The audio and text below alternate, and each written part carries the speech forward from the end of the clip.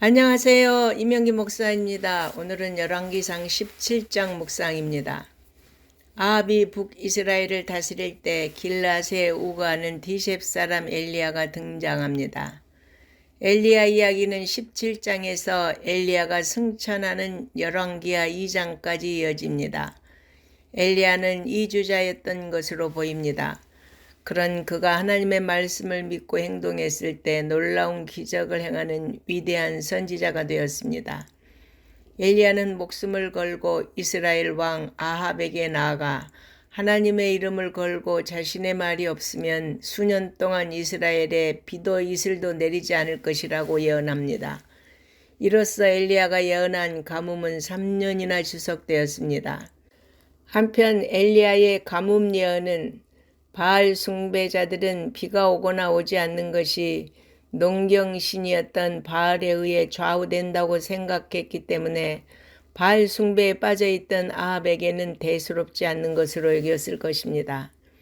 이러한 엘리야의 경고는 아합에게 자신의 왕권에 도전하는 것으로 여기게 되어 엘리야가 처할 위험을 아신 하나님은 엘리야에게 그리 시내로 피하라 하시고 까마귀를 보내셔서 먹을 것을 제공해 주시겠다고 말씀하셨습니다. 하나님을 믿고 신뢰한 엘리야는 말씀에 순종했고 하나님께서 공급해 주시는 놀라운 기적과 은혜를 경험하게 되었습니다. 그러나 가뭄이 계속되자 그리 시내도 말라버렸습니다.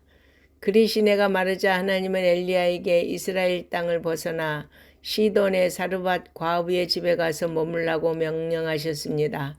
그러면서 그곳에 과부가 음식을 제공할 것이라고 말씀하셨습니다. 이때도 엘리야는 주저하지 않고 시돈을 향해 떠났습니다. 하나님의 말씀을 신뢰하고 말씀대로 순종할 때 기적이 일어납니다. 그곳에서 엘리야는 극도로 빈궁에 절박한 처지에 있는 사르밧 과부에게 물과 떡을 달라고 부탁했습니다. 더불어 가뭄이 해갈될 때까지 하나님이 그 집에 통에 가루와 병의 기름이 떨어지지 않게 하실 것이라고 약속했습니다. 과부는 엘리야의 말에 순종해서 엘리야를 통해 말씀하신 대로 하나님이 초자연적으로 공급하시는 기적과 은혜를 경험하게 됩니다. 이는 이방 땅에 사는 이방인도 하나님의 말씀을 믿고 행동할 때 하나님의 역사를 체험한다는 것을 보여줍니다.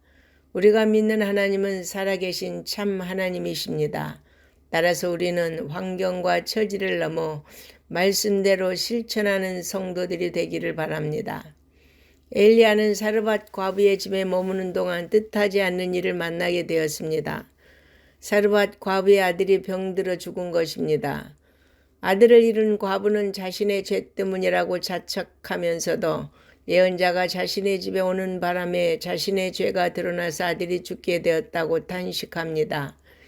이에 엘리야는 죽은 아이 위에 엎드리고 하나님께 간절히 기도했습니다.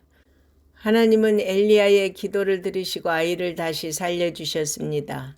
아이가 살아난 것은 엘리야가 능력이 있어서가 아니라 하나님이 엘리야의 기도를 들으셨기 때문입니다. 절망적 상황에서 다시 살아난 아들을 본 여인은 엘리야를 하나님의 사람으로 인정하고 하나님의 능력과 기적을 통해 생명과 죽음을 다스리시는 하나님에 대한 굳건한 믿음을 고백합니다. 하나님은 생명과 죽음을 다스리는 분이시며 불가능한 것이 없습니다. 그러므로 성도 여러분, 살아계신 하나님을 신뢰하며 쉬지 말고 기도함으로 엘리야의 하나님이 나의 하나님 되심을 증거하시기를 바랍니다. 아멘.